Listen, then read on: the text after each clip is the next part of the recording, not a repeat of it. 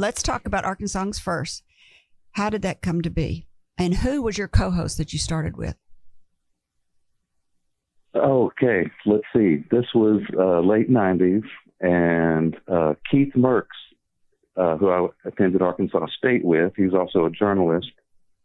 He lives in Oklahoma now, but is still a producer of this program. He and I were co-hosts back on KABF, and it was really, Louis Jordan was kind of the catalyst for me to do a program like Arkansongs. Plus I had this great name, Arkansongs. And when I was a kid, like I said, I was listening to Louis Jordan and like, wow, this guy's cool because it's great music for kids.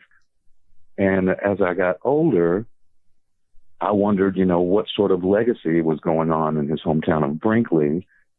And, when I was a child, I would imagine there was a big statue of Louis Jordan, and there, of course, was nothing for this guy who had 50 top 10 hits and influenced Ray Charles and B.B. King and Chuck Berry, all the people we consider the influences of American popular music today. They all were influenced by Louis Jordan.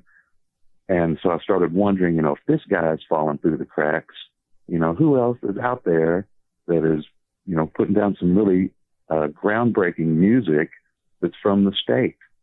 And as a journalist, I did I don't know how many part series, of Arkansas musicians that I was able to dig up, in different genres.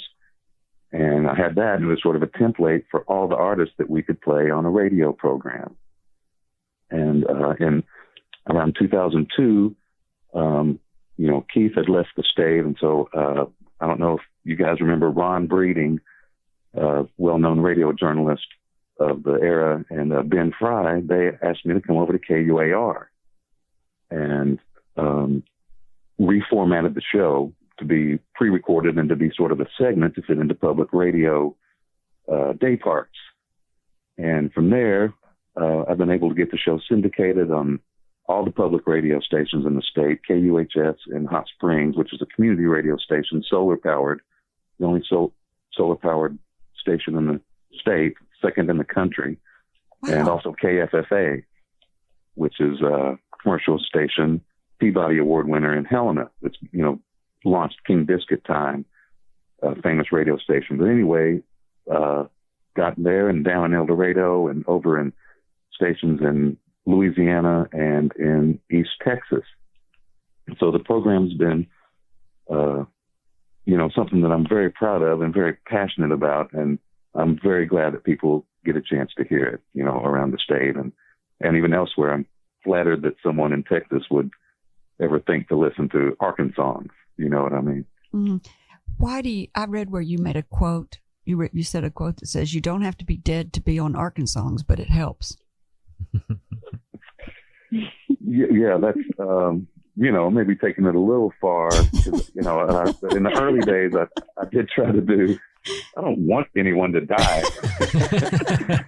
But, you don't have to be dead to be on the show, but it does help. Oh, God. I really like there to be a arc, a story arc, that something happened with someone. And I found that, like, when I tried to do, a program on a local popular band, it would quickly go out of date as well, or they would break up or something would happen. And also there were so many unsung heroes of Arkansas music that had passed away and had been from, different centuries or different eras. That's what kind of drove me to make it a little bit more historical and I really love facts and geography, and I want to pack all of that stuff I can into an episode. Are you ever running out of people or subject matter for your show? Kerry, I got to say, I remember someone asked me that, 20 years ago. Like, once you've done Glenn Campbell and Johnny Cash, what else can you do? And so I got to say, there's still so many people and so many things I'd like to cover that I hope I can still get around to it. I want to keep doing this for as long as I can, but no, I don't see any end in sight. Wow, that's pretty neat. To answer your question. How does Arkansongs get its name? This was kind of before, I think these are called chimeric words, like Arkansongs, and it didn't seem as popular when I came up with it. You know, now you see that a lot, that people will kind of smush two words together, but it was just something clever I came up with. I try to be clever, Kerry. Okay. I thought, well, I know you're a musician, and I know that Arkopolis is the name of your band, and I do know where that name come from. Can you tell our listeners? Well, you and I were into history, Kerry, so we both know that was original name for Little Rock was Arkopolis. I just love that. I kind of still wish it was that. I gotta very say, Greek. Very. It's really Greek, and it's very classical, and I liked it. It sounded like it's a rock and roll band that sounded like a dinosaur or something, but it's a terrible band name. No one can pronounce it. Well, that's a mostly, good point. Yeah. Amy Garland was the first person to play our record years ago, and I was like, wow, it's exciting. She's fixing to play my music on the radio. And then she stumbled over Arkopolis, and I'm like, okay, that's a terrible band name. And then that was when I knew. Too late. So you have an album, Excruciating Circumstances, and have you made a second album?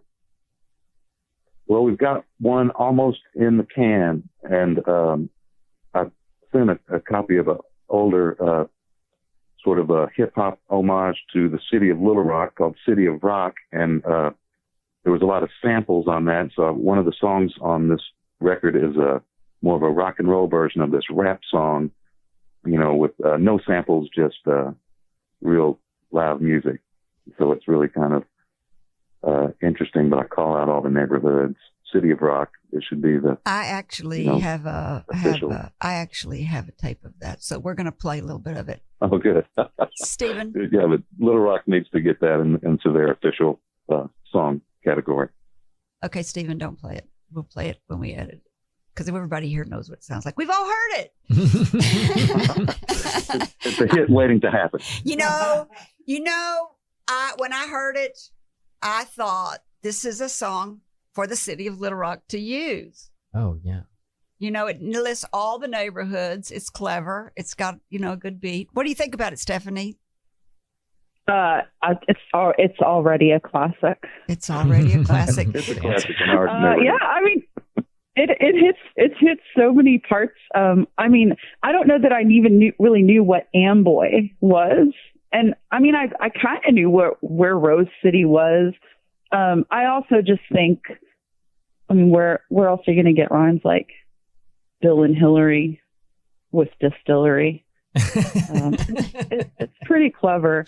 And I think the rock take was really fun. I did not have a hand in the original version that predated my time making music with Stephen, but one of my great privileges in that song is the recreation of the sample from I'm Just a Little Girl from Little Rock, which is from a movie originally starring Marilyn Monroe. And so we kind of recreated that little sample from that film.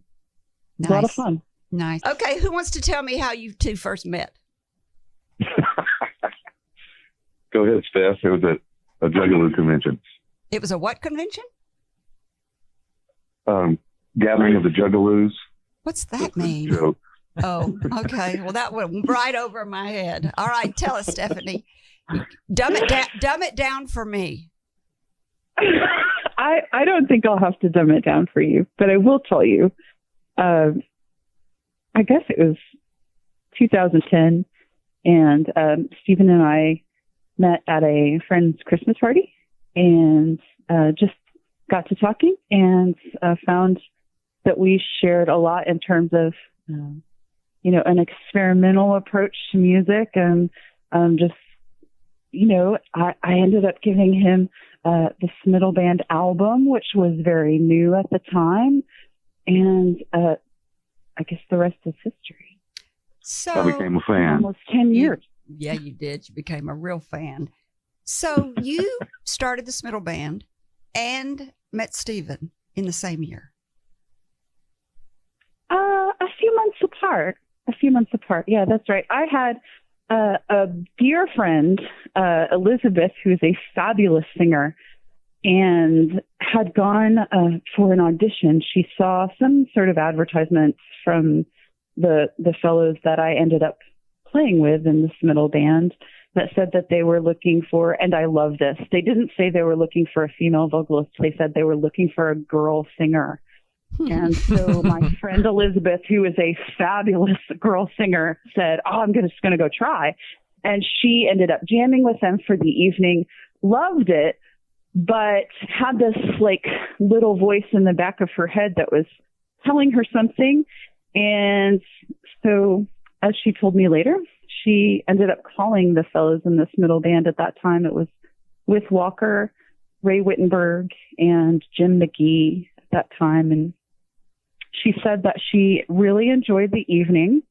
The songs they played were a blast, but that she couldn't help but think of a whole night of her friend Stephanie. And that she said, you know, I don't think that I'm your person for this band and this repertoire, but I think I know who is.